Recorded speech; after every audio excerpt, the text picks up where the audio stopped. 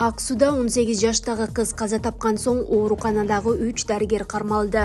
Ысык көл милициясы билдиргенде 2023 жылдын 25 июлунда Теплоключенко айылынын 51 жаштагы тургуну 18 жаштагы кызынын ичи катуу ооруп тез кусуп жатканынан улам Ак Суу райондук үй-бүлөлүк дарыгерлер борборуна алып келген. Ошол күнү аны текшерген педиатр бейтап менен маектешип, бир күн мурун конокко барып ачуу салат жегенин билген. Үйгө кайтып келгенде ал өзүн жаман сезип кусуп ичип өткөн. Педиатр дары жазып берип бейтапты үйүнө жөнөткөн.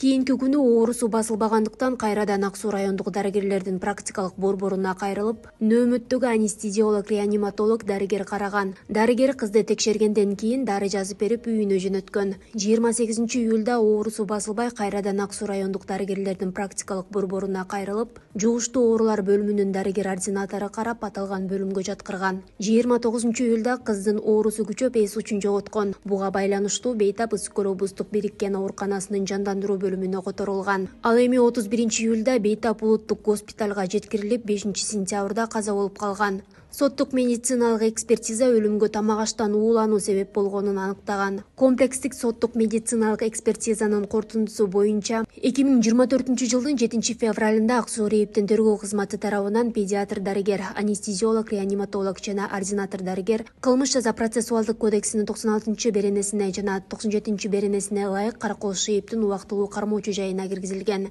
Ак Суу райондук сотунун чечими менен алардын баш коргоо чарасы тандалып, тергөө убагында үй камагына алынды. Учурда тергөө иштери жүрүп жатат.